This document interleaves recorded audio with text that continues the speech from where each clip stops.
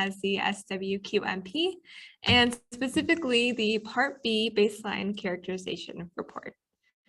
So my name is Marie Dishian. I'm Forrest. And I'm one of the SPIA fellows that's working here at the Monroe County Stormwater Services. I'm from St. Louis.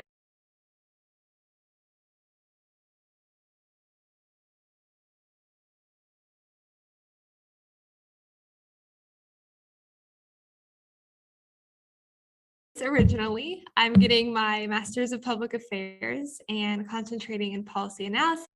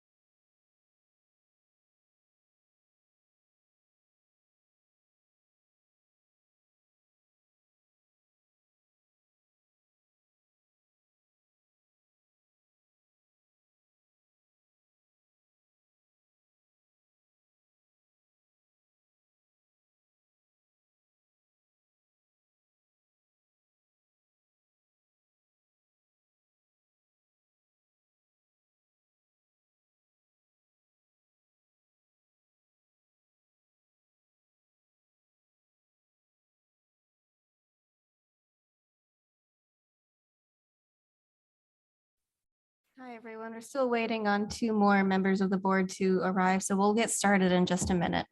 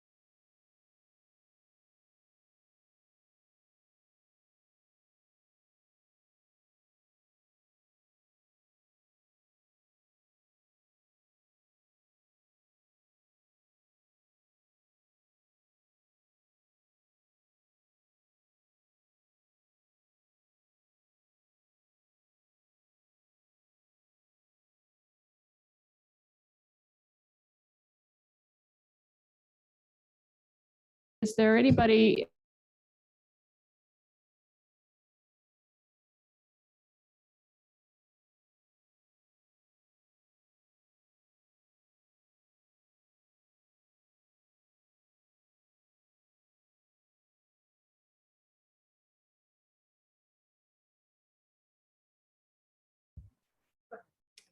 No, just relax. Take 2 seconds.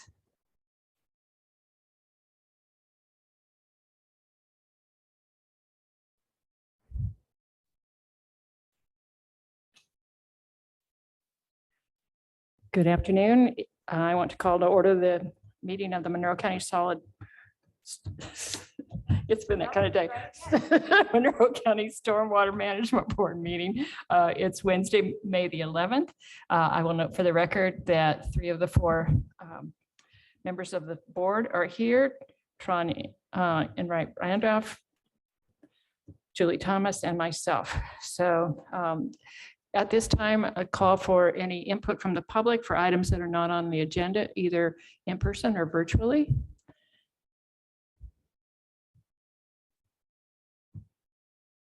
Seeing none, let's move on to the 3rd item on our agenda, which is the approval of minutes for April 13th, 2022.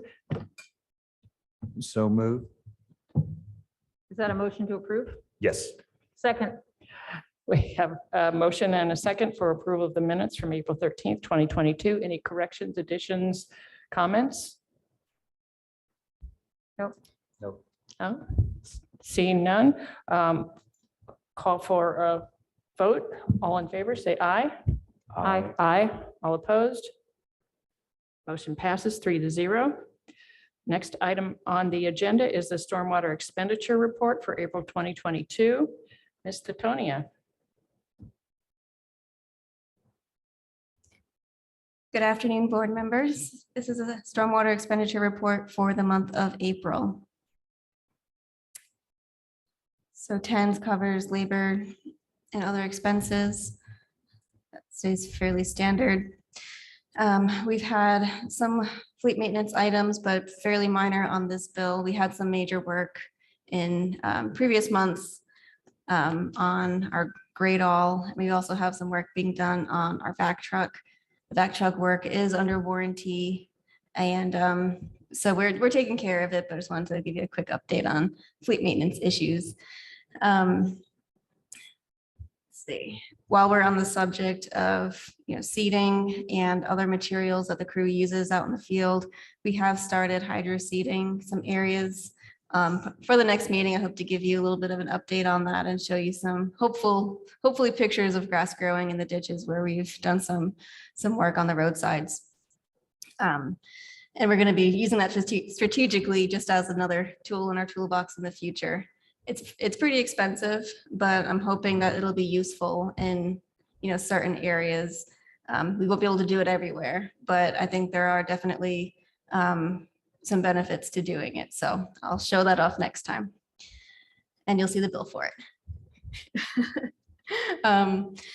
Let's see. And then we also had, not this month, but next month, you'll see some work. We had to pay for quite a bit of stone. We had a stream bank collapse, taking away part of a road. It was Old Maple Grove Road.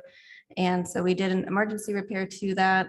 And so you'll see some stone either next month or the following month in that report. So you can look for that. Otherwise, everything is fairly standard and the crew is getting along pretty well, getting their complaints taken care of. Next item under the 30s, we have a lift gate for stormwater truck. This is regarding some of the vehicle discussion that we had at our last meeting.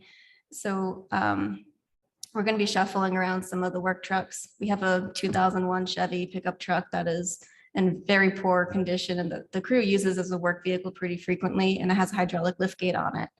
So we're going to get rid of that and shuffle some trucks around. Jason Moore's current truck is almost 7 years old, and that'll be passed down to the crew as the next work vehicle. And we'll get him Erica's truck and Erica a new truck.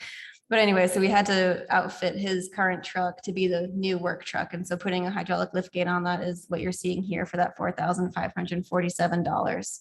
I don't anticipate many more big expenses on that. It already has the flashers on it. It's already pretty much set up really well for the crew. We will have to do some work to Erica's truck to make sure it's ready for Jason to use, because passing that on to him, we'll see that in future things, but that's what you're seeing here.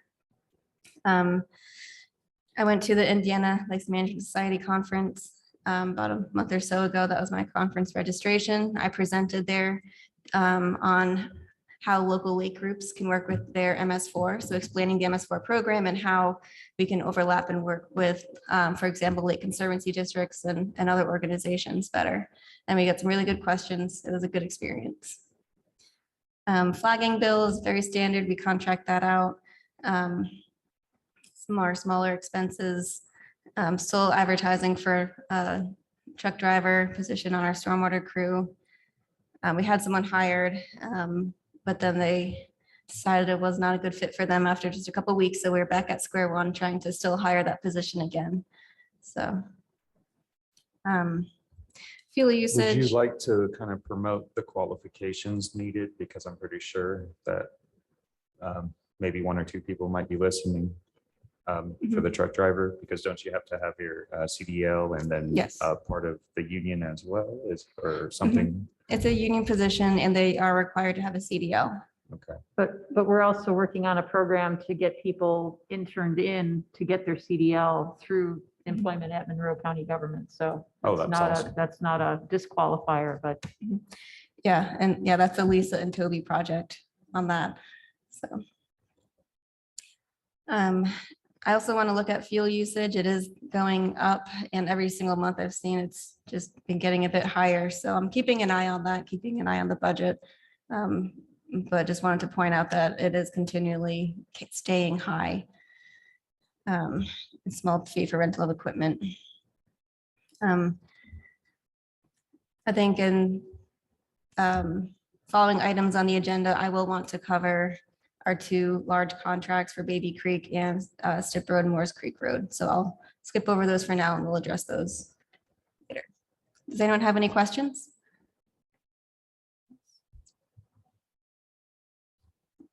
I guess I'm just intrigued with the rain garden supplies, public education and participation. I know it's such a small amount, but it just kind of intrigued me when I read it. Is that you?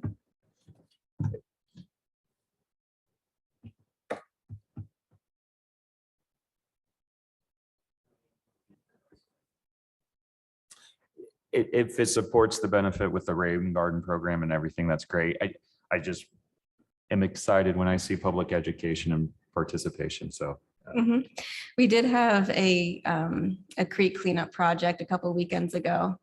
I'm wondering if we had some just small supplies leading up to that event or something else. I will look into that for you, Tron. I'm Thank sorry, I you. don't know the answer to that. sorry to ask. It wasn't a big one, so I didn't think to. Just for make the sure I knew public's that. awareness, we're only talking about $46.92. So I can understand why that gets buried. And yeah, if you'd like to Mhm. let me know offline or next Absolutely. time, that would be great. Thank you. Sure thing. I was going to ask if during the summertime, if the use of flaggers goes up. I'm sorry, can you say your question again? I'm sorry, during the summertime, does the use of flaggers go up? It does, mostly because our stormwater crew also does the street sweeping. And so we'll have to pull men off of our work crew to go sweep the roads. And so we're usually always short a couple people, especially in the summertime. So the highway department is really good about, giving us a person or two if we need the help. But everyone's just busier in the summertime, so. Thank you. Then as it stands, I think we can move on.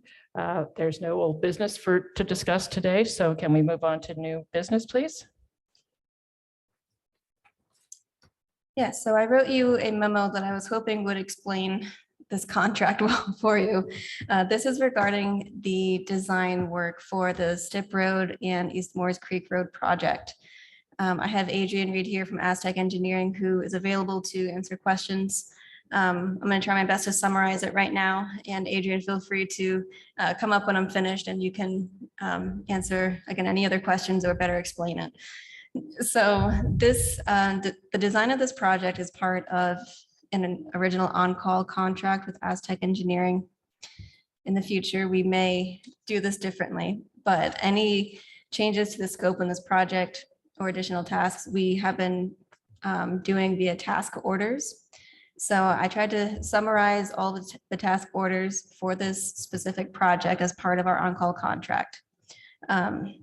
This specific one is regarding the easement documentation with the Corps of Engineers, because Stip Road and East Moores Creek Road are completely on the Corps of Engineers property. When Lake Monroe was constructed in the 60s, we didn't do anything to raise the roads. And so Stip Road and East Moores Creek Road receive extended duration flooding when the lake level is high. So there are several homes that are impacted by this. And this is a project that Terry Quillman had begun to pursue, see if it would be doable to raise sections of that road based on the lake level information and the homes who have restricted access when the lake level is high. So anyway, so we have a lot of work to do with the easement documentation with the Corps of Engineers. This was specifically not scoped in the original contract for this. And the Corps of Engineers, I think, might have flip-flopped their decision on what they would require of us. And in meetings towards the end of last year, they said that they will require easement documentation for us. And so Aztec Engineering has been coordinating that work and also in discussions with them on what types of easements, what size they are going to be to cover the infrastructure and future maintenance activities. So this task order is for $18,100 to cover all of that coordination with the Corps of Engineers. So I provided you with the additional outline from Aztec Engineering describing what is going to be covered by this. And again, we do have some funds left in other task orders on this project that we might be able to shuffle around. Regardless, I wanted to provide you with the current amount we have in that account for stormwater, and we have plenty of money to cover it since we've started putting money towards that line for construction, hopefully later this year. So we have enough to cover it, and we may be even able to even shuffle around other money in the contract to help cover at least a portion of the 18,000. So So you feel confident that we have enough in there. we have enough money. Questions? No real questions because they're probably a little too hard to determine like a timeline when we start getting to the construction and kind of raising of the roads. I'm excited to kind of see this moving forward and maybe getting to some of those final engineering and acquisition phases. I was out there April 25th and I'm sure the landowners and home owners out there would love to see this move forward. So I'm excited, but it still is impassable when it's high out there. And just on a side note, I actually, there's a couple of different projects all in that general area, and I drove by several of them and they all looked really great. So. Yeah, I will say that this project is only for 2 sections of road. Strip Road will not be completely passable at the bridge because this project does not include that bridge. But we're at least able to raise the road for any of the property owners there will be able to go east or west in that area. So That's amazing. A very fun story is I went kayaking and we launched the kayaks right there on Stip Road. And as we were finishing, I saw kind of the makeshift access point from a landowner out there, and they seemed pretty innovative of how to get to and from when it floods. And there was a little path where they pulled their sorry, the term's eluding me, but they pulled their ATV or something down with a trailer and then had the family in the back and they were parking off the side of the road. So it was a fun story, but I'm excited to kind of, be looking at this project and moving it forward because it plays a great benefit for those homeowners. So I believe we'll need a motion to go ahead and accept this. I guess one point, just maybe for the public, the document, when I was reading it, I liked it, but for a half a second, I thought you were asking for the total amount. But when I read the line that, the new contract sum will be $497,798.60, but we've already paid $382,072.80 of that contract. So that made me so much more comfortable because for a half a moment, I thought we were being requested for that full amount. So I will make a motion. It's only for the task order number 5, I believe. Yeah, that 18,100. I would like to move approval of task order number 5 for 18,100 as outlined. I will second that and note that this is with Aztec. Thank you. Is there any other discussion? Is there any comment from the public? Seeing none, call for a vote. All those in favor say aye. Aye. Aye. Motion passes 3-0. Okay, let's move on to Thank staff you. reports. Ms. Ridge is not here today, so.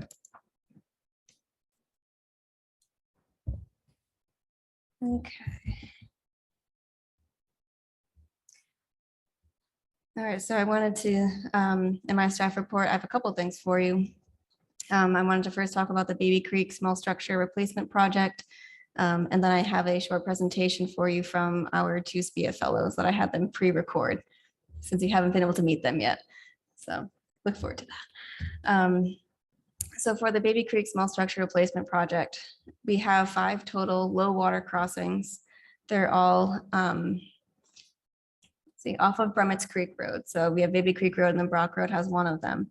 So the 4 low water crossings on Baby Creek Road, of those, one of them washed out very badly earlier this spring.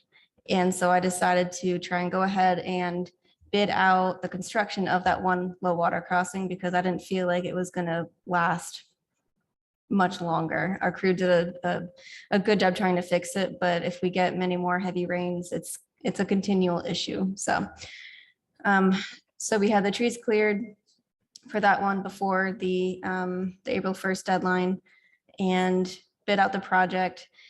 And we're seeing the bids were very high. And so I had a good discussion with our engineer today on how to proceed with this. So let's see.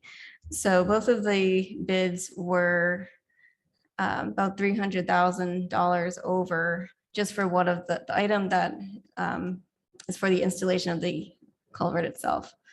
So our engineer's estimate was about 800,000. Paul had his own estimate that was about 500,000. And the main difference between those two were the temporary crossing required for it, because it's a single lane road at the dead end. We'll have to create a runaround when they replace the structure. But the cost of the actual installation of the structure was pretty standard, going to be a little over $100,000.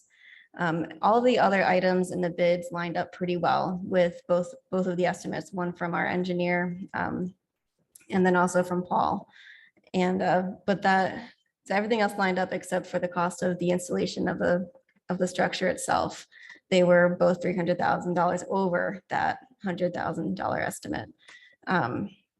So since they were so high and spending, I think, I'm sorry, I don't have the numbers right in front of me. I meant to pull it up, but it's a little late now. One of them was $990,000. The other one was $1.1 million, the two bids we received. Since this is only one crossing out of 5 that we have to do, I talked to our engineer today about trying to redesign a portion of these structures so that they will be cheaper to construct, cheaper as in less expensive. So, you know, taking in all the considerations for safety and the sizing of the structure and everything, but there are just many constraints on the site that are making it kind of difficult. One being we have a bridge that crosses Brummets Creek, Bridge 629, that is due for replacement, and that's currently under design right now.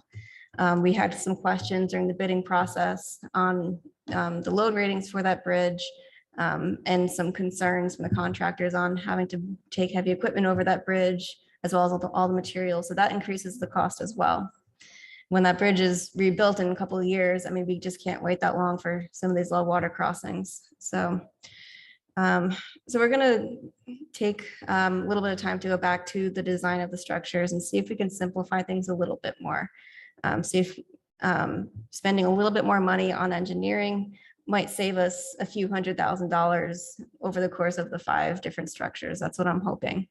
So our engineer is going to go back and talk to their structural engineer, and they'll come up with a proposal for us before our next board meeting on June 8th. And if that's agreeable to you, we can spend a little bit more money to, you know, reassess the design.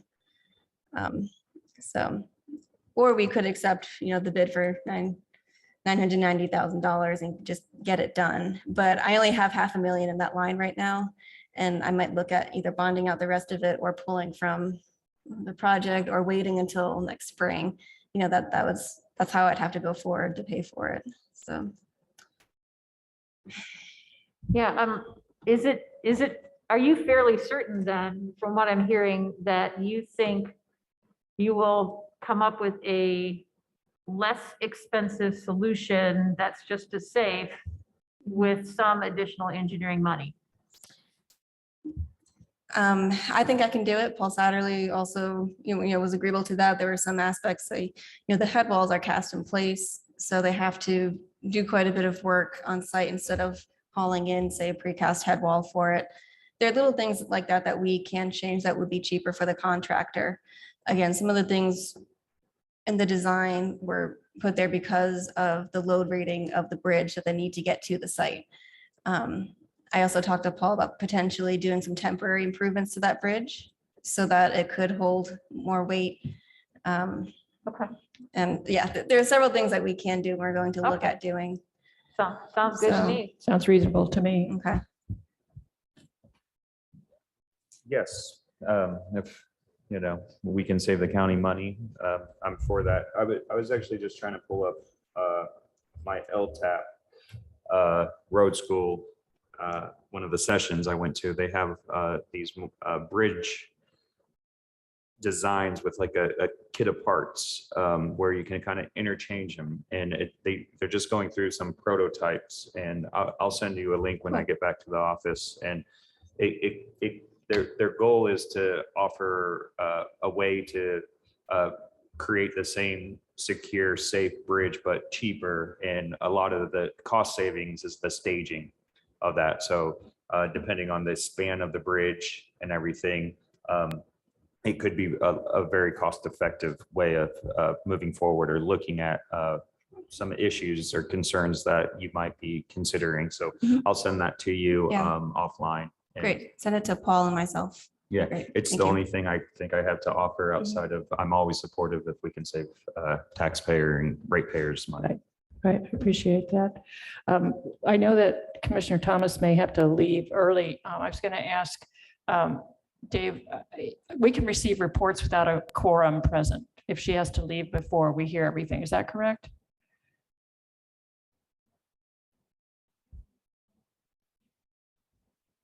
Okay. Right, okay. Well, we'll move forward and try to get it done before you have to leave. How's that? Do Yeah. we not still meet the quota, because it says 50%, it's a 4-person board, so it means only 2 of us, right? And then the quorum could be the person attending virtually. But there's no one, Lee's not on virtually. So Oh, that's. the sorry, issue. Yeah, no, we're good. Thank you. We're good. Okay, let's move forward.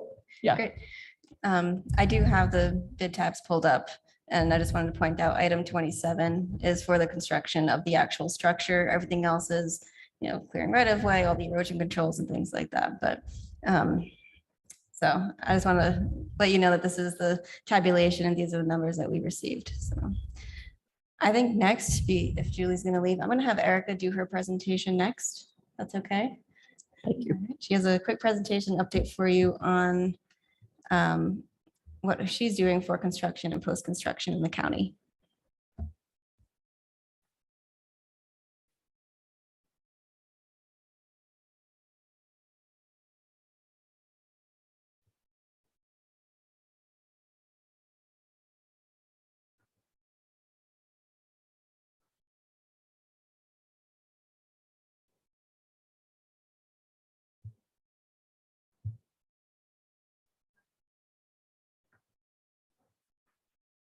So I apologize. I don't know why that screen of participants won't go away. But you can still see most of what you need to in the map.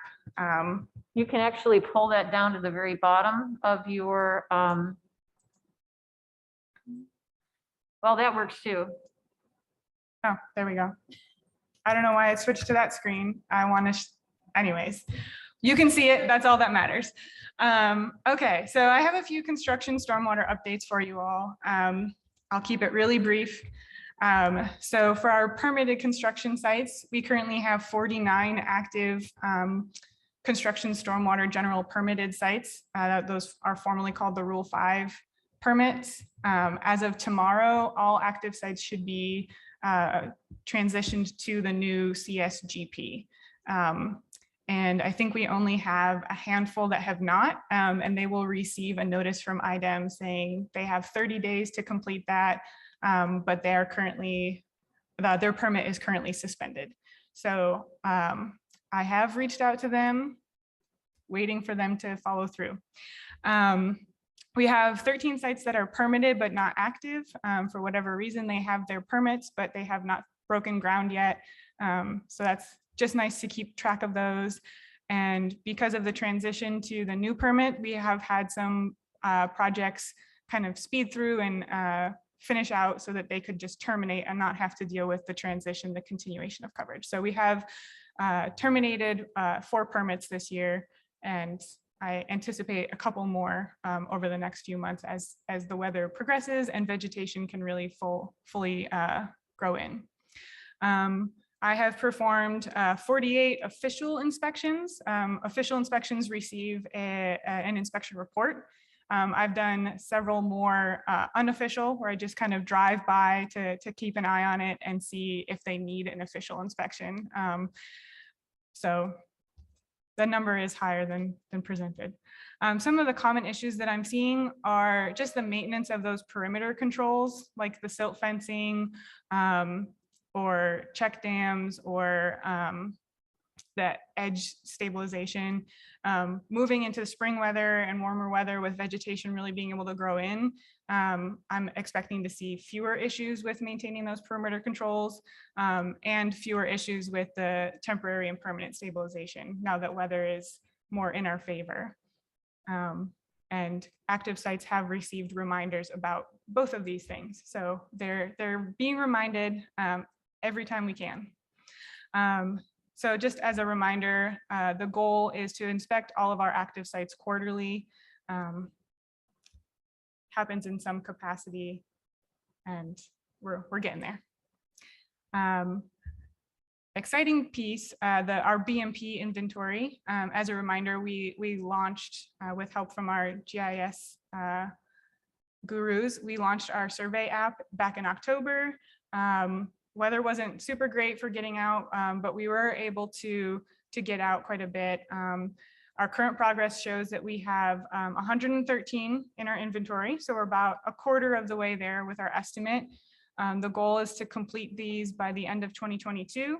And I think that's very doable. We have a new round of summer interns starting next week. And this is going to be one of their main tasks. I'll get them trained on it, and we'll have a schedule of where to go in the county. And they're gonna, I think I'll be able to, I will be able to have a much higher number for you next time. So yeah, that was all I had for you all. Any questions about things? Commend your progress on this, and maybe when you have the interns in and settled a bit, with kind of how you're talking about percentages and numbers and how you need to go back to certain ones, and even the frequency of your visits. I think you're almost ready to create a dashboard, and you would really like that. I have a dashboard with ongoing projects, and it really helps our management of those. So please reach out when you feel like everyone's settled and ready for the next phase, because I honestly just love this progress. Well, thank you. I actually knew one of the interns that you worked with this past winter. And so I look forward to hearing what happens with the summer interns also. Yeah.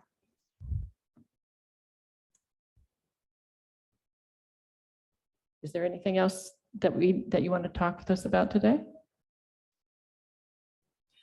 I have nothing else, no. Great, thank you, Erica. I have one more thing for you. I have a 10-minute presentation from our two O'Neill Fellows. Share sound that they put together. They both had class at 3 p.m. on Wednesdays, and so they're not allowed to work during these meetings. And so I asked if they could record something for you before they left before the summer, and so they did. And just an update on some of the project that they've been working on.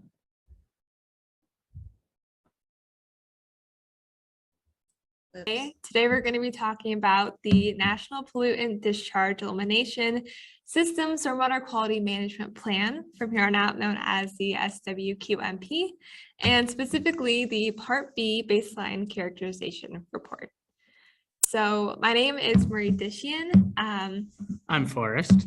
And I'm one of the SPIA fellows that's working here at the Monroe County Stormwater Services. I'm from St. Louis originally. I'm getting my Master's of Public Affairs and concentrating in policy analysis and international development. My favorite part of this fellowship is going out on pond inspections, just getting out in the field. And I think my proudest accomplishment probably has to be starting the Monroe County Stormwater Instagram page. So little plug, if you aren't following it, go follow it. It's fantastic. Yeah, so I'm Forrest. I'm from Indianapolis originally. I did my undergrad here at IU, and I wanted to come back and enjoy Bloomington and Monroe County. I'm from Indianapolis and I'm getting my master's in public affairs and environmental science, the concentration in energy. Kind of like Marie, I also like to go out into the field. I like looking at active construction site inspections, see what our local construction companies are doing well. And I really liked mapping impervious surfaces at the limestone quarries to kind of help with the stormwater fee. So what exactly is this stormwater quality management plan? So essentially IDEM, the Indiana Department of Environmental Management, requests periodically to have counties submit a water quality report for the entire MS4 area and to essentially create an implementation plan to clean or protect all the bodies of water in the county. So what we're presenting on today specifically is part B, but there are 3 parts. There's a part A and a part C that goes along with this report. But what part B really does is offers kind of an overview of the data collection going on in the county. So in essence, the report goes over land use first, touches on sensitive areas in the county. Excuse me, I keep saying county, but I mean MS4 area. Goes over the existing monitoring data in the MS4 area, and finally touches on the existing BMPs or best management practices, as well as potential problem areas. So within this report, Forrest took a lot of the responsibility of finding the data and researching, and my job was to compile that data and research into writing. Thank you, Marie. So the first part of our report, it talks about the land use in the county. So using different information we found online, we found that almost 84% of the land in the county is either forested or farmland. So that kind of gives a general overview of how our county is used. We also found that there were 16 receiving waters in the county. You can see them all listed out on the right. And those receiving waters are divided up into 32 different watersheds, which we'll talk about in a little bit. So the next section we talked about is sensitive areas. These sensitive areas can include things like erodible soils, how useful these soils are for septic systems, endangered and threatened animals and plants in the county, but more related to SWQMP, we found that there's almost 18,000 acres of wetland in the county, and there's also 39 bodies of water that have traces of E. coli in them. However, this E. coli is filtered out when we drink the water, and these numbers kind of reflect what the numbers for E. coli pollution is throughout the state. Using information on watersheds that are negatively impacted by stormwater runoff, highly erodible soils, water bodies that are used for public or recreational uses, we found 11 priority watersheds that the county should focus on protecting. And you can see those counties in the bottom right. Next, and perhaps our biggest section, was the existing monitoring data. Many studies we found online focused on Griffey Lake and Lake Monroe, but some other studies come from IDEM, the U.S. Geological Survey, and other federally sourced information. Perhaps our most interesting information was we found 53 hydrological units with impaired water bodies in our 26 different watersheds, so about 2 hydrological units, whether rivers, streams, creeks, per watershed.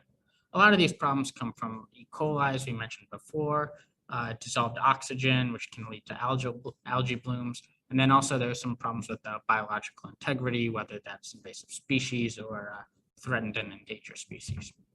Another really interesting thing we found was the Friends of Lake Monroe came up with 29 suggested best management practices to reduce the E. coli in the lake.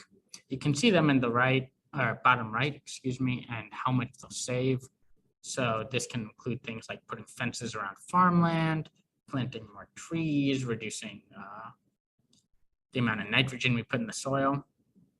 And this also will help reduce the significant mercury deposits that the USGS has found in Lake Monroe. We also found information on the impacts of I-69. Hopefully that will finish soon. We don't know how long that's going to take. And then Marie and I, at the beginning of the year, we looked at ways to protect the roads in wintertime in the county. We looked at the efficacy of salt and sand as ways of melting the ice or providing traction. And hopefully what we learned will be adopted in the next year or two. We also looked at Superfund site cleanup. So these are sites designated by the EPA that have significant pollution problems, whether that's leakage from past factories or just garbage dumps. We previously had 3 Superfund sites in the county, but the county has done a great job at cleaning all of them up, and those 3 have been taken off the list. And then finally, we found a very interesting article on the impacts of climate change in Bloomington that we were able to extrapolate to the county level. And this is going to include things like increased heat and increase of significant rain events, kind of like the one we had last June. However, there's plenty more, many that came from IU, our SPIA, and if you read the report, you can find a lot of the information we found. Awesome. And the final section of this report goes over the existing best management practices.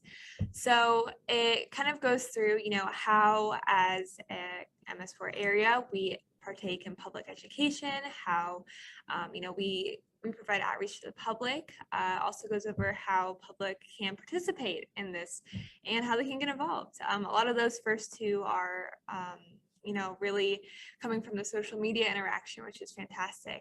And additionally, we touch on how illicit discharge detection is maintained, how existing construction site stormwater runoff is addressed, as well as post-construction site stormwater runoff. And finally, how the MS4 area can work to prevent pollution and maintain good housekeeping. So what all does this mean, right? Essentially, what item wants with this Part B report is a baseline snapshot of water quality. The data and information we pulled is only a cursory amount compared to all of the data points that we really could have sourced from. So what this is, even though it is about a 40-page document, is it's a brief, if you will, summary of all the data collection regarding stormwater runoff, stormwater quality that the county has had over the last, about decade or so. So the point of doing this, the point of, spending time and resources looking at this is to see ultimately where improvements can be made in the MS4 area, and also to serve the important role of keeping our governance transparent. Because when we publish this report, the public has full opportunity to read it and offer feedback. So when we were looking at this originally, a lot of the structure or inspiration for the structure came from the Hamilton County Part B report. They had a fantastic way of presenting the data information that we got a lot of inspiration from. But for the data, this was all public source and it was found iteratively. So what that means is that, there's no comprehensive list of data sources that, us as a county or as an MS4 area can go and look at, which would be fantastic. But the last time they updated that was around 2002. So what we did was went and used Google, right? We found, a multitude of data sources, on different levels of governance. So from the federal level, there's US EPA data, there's Corps of Engineers data. Like Forrest mentioned, the US Geological Survey was used a lot. There's a lot of good state data, the DNR, Riverwatch, Fisheries, the LAIR program, the watershed grants, for example. And there's also fantastic county data, from the health department or internally from our own stormwater services. So having all this combined into one document is a fantastic way for, not only ITEM, but for us to be able to see, what progress has been made, but also where progress needs to be made for the best way to maintain stormwater in our county. So Ultimately lessons learned from this is, we have to keep our data sources organized. When Forrest and I were tasked to do this report, there wasn't exactly an internal database of where we could find all of these points of information.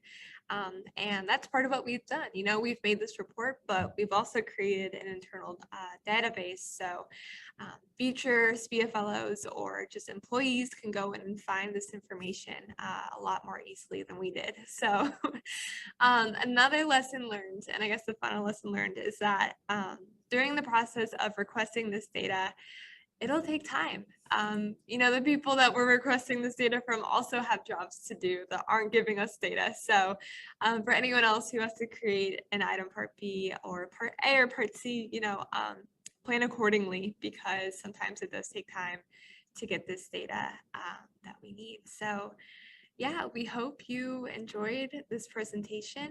We hope you learned a little bit about, not only what Monroe County Stormwater Services does, but what we do as SPIA fellows, and about, the requirements the item puts on us to kind of maintain this standard of stormwater quality. So thank you for your time and have a great rest of your day. Yes, and hopefully we'll be able to see you in person next year. Maybe, we'll Yes. see. All right, have a good day.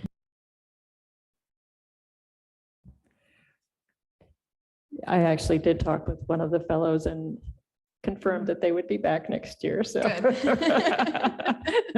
They didn't run away screaming after this. I would like to see a copy of the report. Is it posted Yes. somewhere? It's not finished yet. They did the majority of the preliminary work on it, but now the four of us have to go back and fill in some of the sections that we need to fill in. There's just some information just from our program that they would not be capable of putting together. And I understand that. So they did the hard work of doing the research, compiling it and doing most of the narrative for the whole report. We're going to go in and we do have a couple more months on our timeline here for our permit to get this done. So by the end of the summer, we'll have it wrapped up and we'll be able to provide it to you. This is a requirement of the MS4 permit. And as you know, the state released the new general permit at the end of the year last year in December. Because they were behind on issuing the notice of intent, that gave us a couple more months. But from the data, the notice of intent, we have 6 months to complete that report. So now we're looking at end of the summer for our deadline for it. So They threw a lot of deadlines your way. so many deadlines. I enjoyed it. I was wondering if maybe we could be provided the presentation slides. There was a lot of information on a lot of those slides, and I'd hate to have to pause cats to go back and look at those. So, Sure. and maybe when it's available to the public, you put it on the new Instagram for Stormwater, because I just joined while we're here at the meeting and I will be alerted. Thank you, Tron. Yeah, you're right. There were things that came out like, I had no idea that we had 18,000 acres of wetland in Monroe County and that. Yeah, half There's- of that is Lake Monroe, I will say that. Okay, but still But still a lot. significant amounts of mercury Mhm. in Yeah. Lake Monroe. I had no Yeah. idea about As a- some of that. yeah. So As a reservoir, it definitely, things accumulate and There's yeah. even like safe practice of how frequently you should eat caught fish from Lake Monroe. Yeah.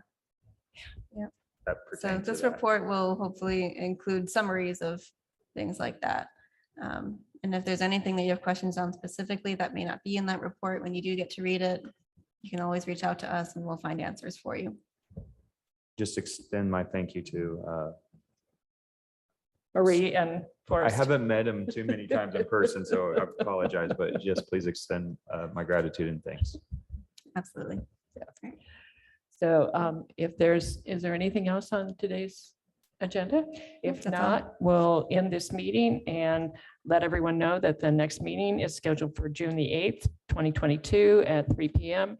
It again will be virtual, but we will have several of our members present here in the NetU Hill room, and people are welcome to join us in person. So appreciate all the hard work and the attention to detail. I love numbers, so you're right up my alley with things. Anyway, meeting's adjourned. Thank you. Thank you.